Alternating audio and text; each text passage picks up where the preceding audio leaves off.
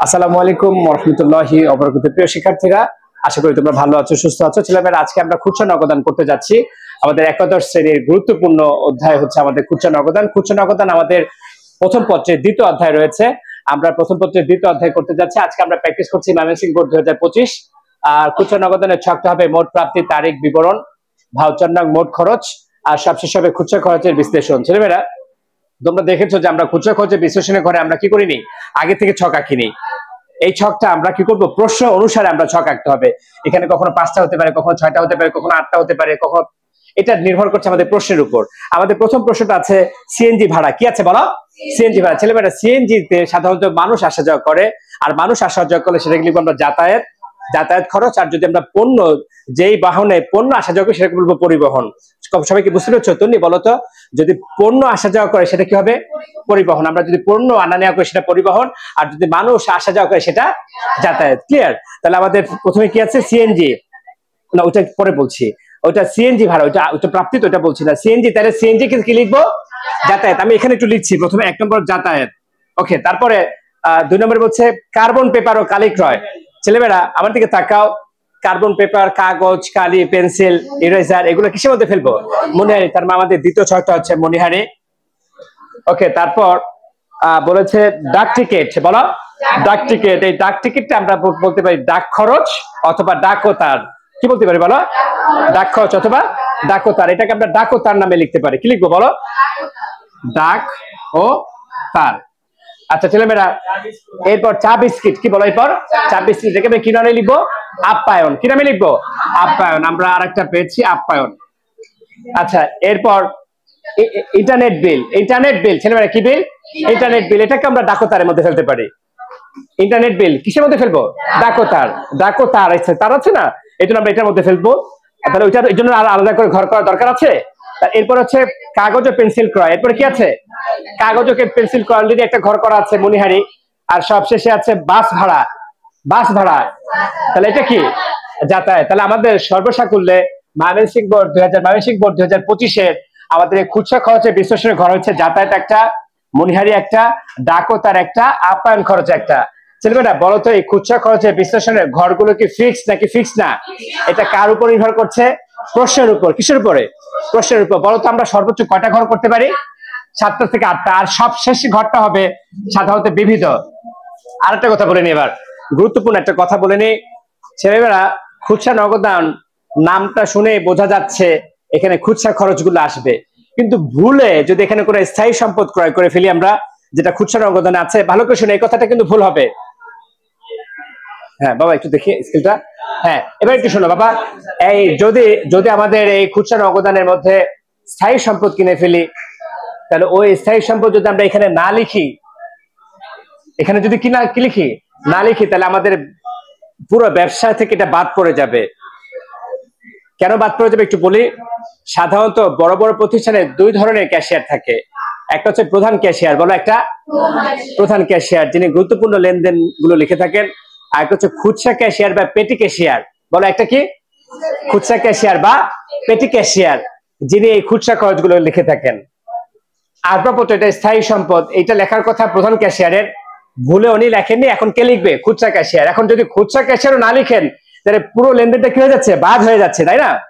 এই জন্য খুচরা নগদানের মধ্যে যদি কোনো স্থায়ী সম্পদ ক্রয় করা হয়, কি করা হয়, তখন ওইটা এই সব শেষ ঘরে খতিয়ান হিসাব নামে একটা ঘর করতে হবে। খতিয়ান সাধারণত, ছেলেমেয়েরা কি বলেছি বলতো, সাধারণত আমাদের শেষ ঘরটা হওয়ার কথা বিবিধ খরচ। কিন্তু ছেলেমেয়েরা, যদি বিবিধ খরচের পরও, কিসের পরও, এই ছেলেমেয়েরা বলো তো, সাধারণত শেষ ঘরটা কি হবে? বিবিধ খরচ। আর যদি এই খুচরা নগদানের মধ্যে কোন স্থায়ী সম্পদ ক্রয় করা হয়, তাহলে সব শেষ হবে কি? খতিয়ান হিসাব। বলো খতিয়ান।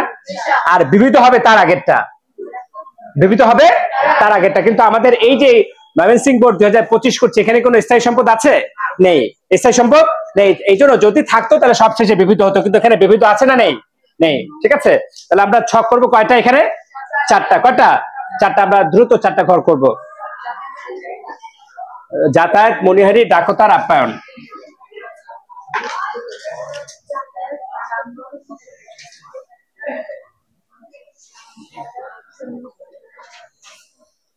এটা যাতায়াত খরচ। এই যাতায়াতের পরে কি ছিল? মণিহারি, তারপর ডাকতার, আর সবশেষে আপ্যায়ন। হয়েছে? এবার একটু শুনবে ছেলেমেয়েরা,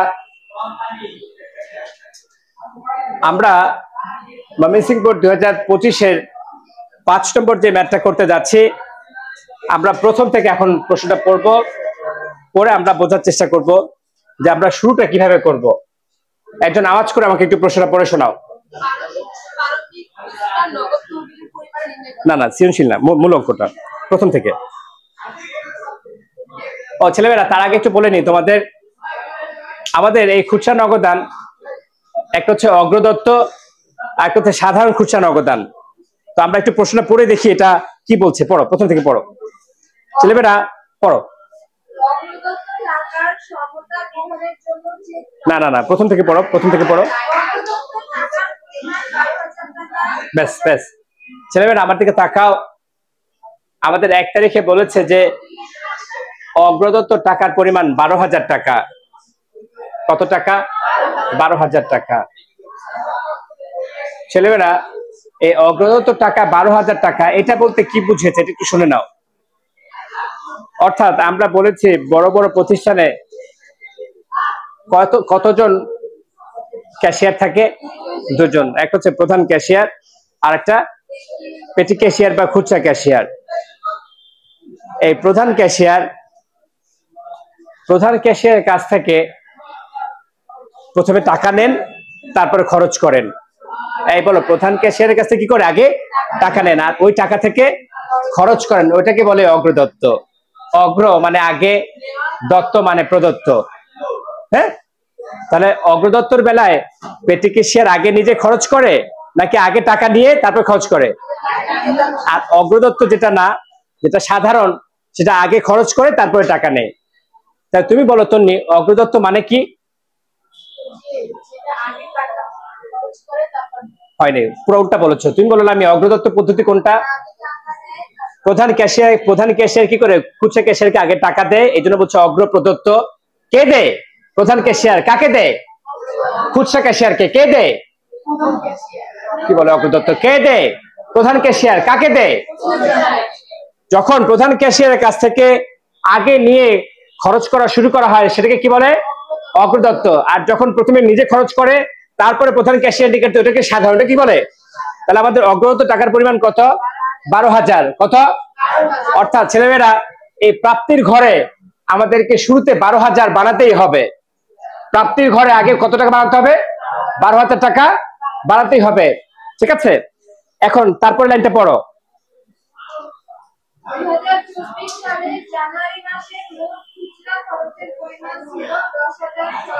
ছেলেমেয়েরা তোমরা তাকিয়ে দেখো, আমরা কিন্তু ফেব্রুয়ারি মাসে অঙ্ক করছি।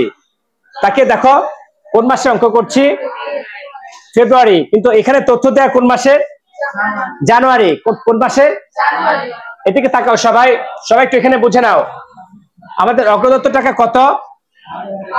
কত? 12,000। আর ওই জানুয়ারি মাসে খরচ হয়েছিল কত? কত? 10,600। এটা জানুয়ারি মাসের তথ্য বলছি। অগ্রদত্ত কত? আর খরচ হয়েছে কত? তাহলে আমাদের হাতে আছে কত? কত? 1,400। হয়েছে? এই যে আমাদের হাতে আছে, বলো হাতে আছে, হাতে নগদ, নগদ উদ্বৃত্ত, উদ্বৃত্ত। যদি এরকম শব্দ থাকে তাহলে আমরা লিখবো এখানে ব্যালেন্স বিডি। ব্যালেন্স, বলো ব্যালেন্স বিডি কি নামে আসবে? হাতে নগদ, নগদ উদ্বৃত্ত, উদ্বৃত্ত। অথবা এরকম যোগ বিয়োগ করে যদি বের করি সেটাকে আমরা কি নামে লিখবো? ব্যালেন্স। আচ্ছা, কত সালের অঙ্ক করছি আমরা? 2024। কোন মাস? ফেব্রুয়ারি 1। কি লিখবো? ব্যালেন্স বি/ডি। ছেলেমেয়েরা আমরা এখানে 12,000 লিখবো, 10,600 লিখবো নাকি 1400 লিখবো? এই প্রাপ্তি ঘরে সাবধান, একটু ব্যতিক্রম। বাম পাশে কত? 1,400। 1,400 ক্লিয়ার? এবার ছেলেমেয়েরা আমাদের অগ্রদত্ত টাকা কত? আমরা বলেছি যে অগ্রদত্ত টাকা যে টাকাটা বলবে এই 1 তারিখে ওই 12,000 মেলাতেই হবে, বলেছি না শুরুতে? আমরা কি বলেছি, যখন অগ্রদত্ত বলা থাকবে তখন আমাদের অগ্রদত্ত টাকা কত? 12,000। কত? তাহলে এই 1 তারিখে 12,000 মেলাতেই হবে, কারণ আমরা প্রধান ক্যাশিয়ার নিকট থেকে আগে নিব, তারপর খরচ করব। এখন 12,000-এর মধ্যে আমাদের হাতে আছে কত? আর 12,000 হতে আর কত টাকা দরকার? কত? এই যে 10,600 টাকা দরকার। এই 10,600 টাকা আমরা কিভাবে নিয়েছি দেখো তো, প্রশ্নে বলা আছে নগদে বা চেকে।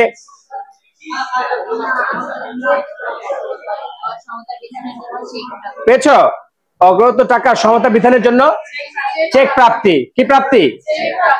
এখানে বলেনি যে কত টাকা, কিন্তু আমাদেরকে বের করতে হয়েছে। বলো তো, যেহেতু অগ্রদত্ত বলেছে 12,000, এখানে কত টাকা মেলাতে হবে? কত? 12,000 মেলাতেই হবে। তাহলে 12,000-এর মধ্যে আছে কত? 12,000 হতে আর কত দরকার? এটা আমরা নগদে পেয়েছি না চেকে? চেকে। আমরা কি এখানে নগদান হিসাব লিখবো না ব্যাংক হিসাব? কি লিখবো? লিখো ব্যাংক হিসাব। আবার 1 তারিখ কত? 10,600।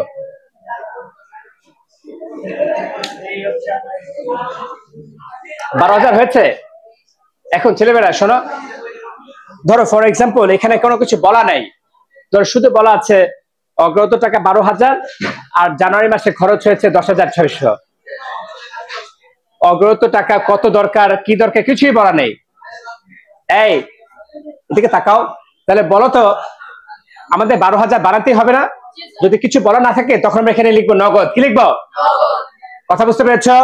যদি কিছু বলা না থাকে, শুধু বলা থাকে অগ্রদত্ত টাকার পরিমাণ 12,000 টাকা এবং উক্ত মাসে খরচ হয়েছে 10,600 টাকা, আর কিছু বলা নেই, তাহলে আমরা শুধু ব্যালেন্স বিল দিতেই হবে নাকি হবে না? যেহেতু অগ্রদত্ত, তার মানে 12,000 টাকা মেলাতেই। যদি কিছু বলা নেই তাহলে এখানে কি লিখবো? আচ্ছা যদি বলতো, ভালো করে শুনে, কে বলতে পারবে প্রশ্ন অ্যান্সারটা? যদি বলতো অগ্রদত্ত টাকা সমতা বিধানের জন্য 50% নগদে এবং 50% চেকে পাওয়া গেল, তাহলে এখানে নগদও আসতো। এই 10,600 টাকার 50% বের করে 5,300 লিখতাম নগদান হিসাব, আর বাকি 5,300 লিখতাম ব্যাংক হিসাব। কথা বুঝতে পেরেছ? এটা নগদেও থাকতে পারে, ব্যাংকেও থাকতে পারে, নগদ ব্যাংক উভয়ই থাকতে পারে। যদি কিছু বলা না থাকে তখন কি লিখবো? যদি কিছু বলা না থাকে তখন নগদ। ঠিক আছে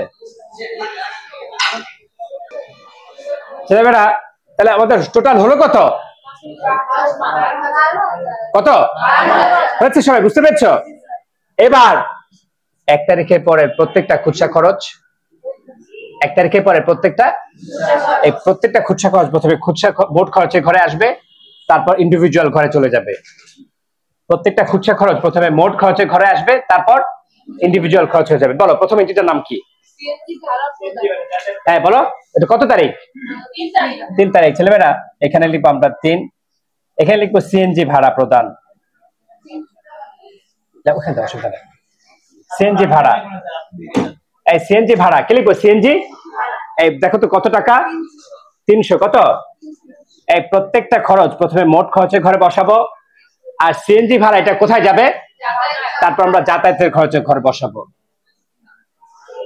বুঝতে পারছো সবাই? প্রত্যেকটা খরচ প্রথমে কোথায় বসাবো?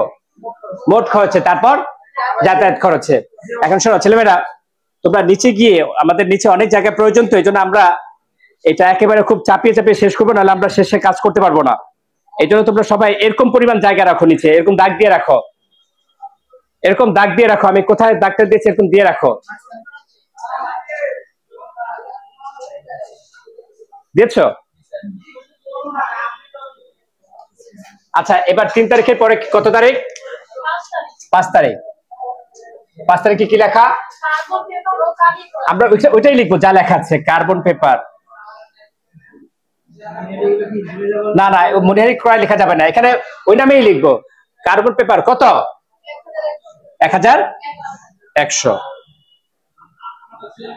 প্রথমে মোট খরচের ঘরে বসাবো, তারপর মনিহারি ঘরে বসিয়ে দিব।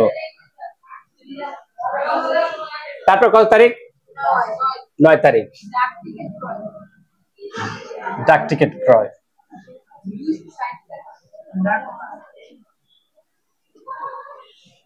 কত? 260। প্রথমে মোট খরচের ঘরে বসাবো, তারপর ডাকোত্তরের ঘর বসাবো। হয়েছে? এরপর কত তারিখ? 13 তারিখ চা বিস্কিট।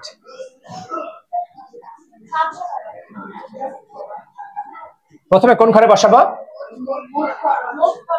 উস্তাদ বলো কোন ঘরে? প্রথমে মোট খরচ মুস্তাদ বলো, তারপর এটা কোথায় বসাবো? আপনার ঘরে। গুড। এরপর গুড, ইন্টারনেট বিল পরিশোধ।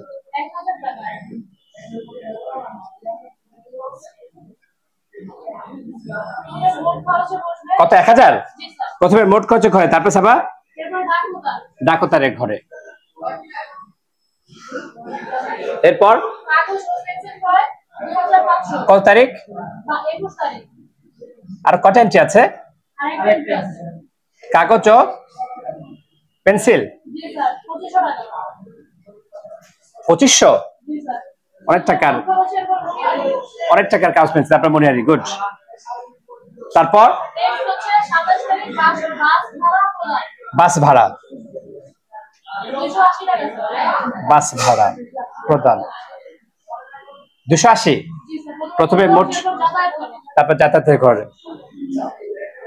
সবাই এতটুকু বুঝতে পেরেছো কিনা বলো? ক্লিয়ার সবাই?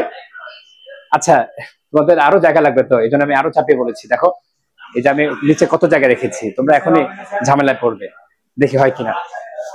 ছেলেমেয়েরা দেখো এদিকে তাকাও, লক্ষ্য করো সবাই, এই শেষের কাজটা খুব ইম্পর্টেন্ট।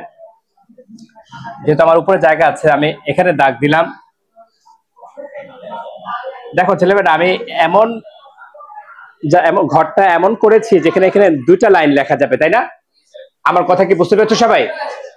ঘরটা আমি এমন করেছি এখানে কটা লাইন লেখা যাবে? 2টা লাইন লেখা যাবে। সবাই দেখো এই নিচ দাগ বরাবর, কোন দাগ বরাবর? নিচ দাগ বরাবর এখানে আমি জেড টেনে দিব। এই নিচ দাগ বরাবর আমি কি করব? জেড টেনে দিব। কোন দাগ বরাবর? নিচ দাগ বরাবর। একটু পোস্ট করো ছেলেমেয়েরা। দেখো এবার আমরা প্রথমে কি কাজ করবো? দেখো প্রথমে আমাদের প্রাপ্তির যোগফলটা, প্রাপ্তির পাশে যে যোগফলটা কত? 12,000। কত? এটা এই দুপাশেই বসাবো।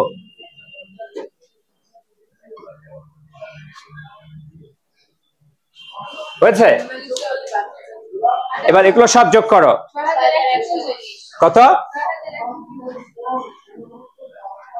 6140, তাই তো? ছেলেমেয়েরা লক্ষ্য করো, এখানে আমাদের টোটাল যোগফল 12,000, এর মধ্যে আছে কত?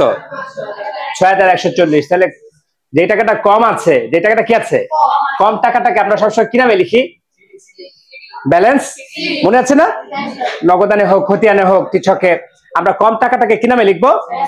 ব্যালেন্স শিটে। ছেলেমেয়েরা ওই মাসের শেষ তারিখ, ওই মাসের শেষ তারিখ কি নামে লিখবো?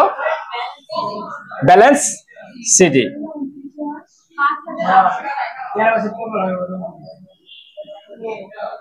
Balance CD. ছেলেমেয়েরা এই দেখো, তোমরা ব্যালেন্স সিডি লিখতে গিয়ে এই জের বরাবর চলে আসে, কেউ জের নিচেও দিয়ে দে। সাবধান, ব্যালেন্স সিডি হবে এই যোগফলের উপরে, ব্যালেন্স সিডি হবে যোগফলের, ব্যালেন্স সিডি হবে যোগফলের ওই মাসের। তাহলে এই 12,000 থেকে 6140 বাদ দাও, কত? 5860। এবার এই দাগ বরাবর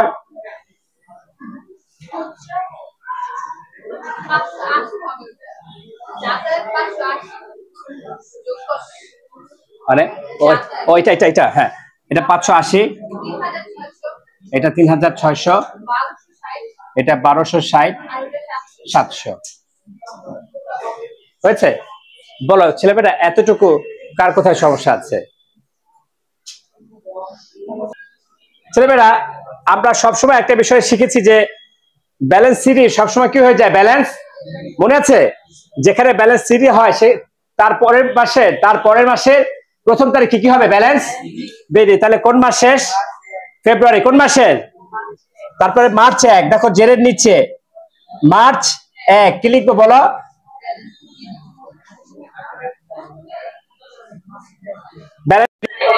ছেলেমেয়েরা তাহলে আমরা ব্যালেন্স সিটাকে এখানে ব্যালেন্স বিডি লিখবো। আমাদের ব্যালেন্স সিটি হচ্ছে 5860, এখানে ব্যালেন্স বিডি লিখবো 5860। যদি এটা সাধারণ খুচরা নগদান হতো তাহলে ব্যালেন্স সিটাকে ব্যালেন্স বিডি করেই শেষ হয়ে যেত। যেহেতু এটা অগ্রদত্ত পদ্ধতি এই জন্য আমাদের এইখানে আবার 12,000 টাকা মেলাতে হবে। আমাদের অগ্রদত্ত ছিল 12,000, কত ছিল? তাহলে আমরা দেখলাম যে 12,000-এর মধ্যে আছে 5860, 12,000 হতে আরো কত দরকার? 6,140। এটা আমরা লিখলাম। আরো সহজে আমাদের এই খরচের টাকাটা আমরা এখানে লিখে দিলে 12,000 মিলে যাবে। সবাই কি বুঝতে পেরেছো? ছেলেমেয়েরা আজ এই পর্যন্ত শেষ করছি। যাদের সমস্যা হবে আমাকে নক করবে, কমেন্টসে জানাবে, ইনশাআল্লাহ এটা নিয়ে বিস্তারিত আলোচনা করবো। আজ এই পর্যন্তই, ধন্যবাদ সবাইকে।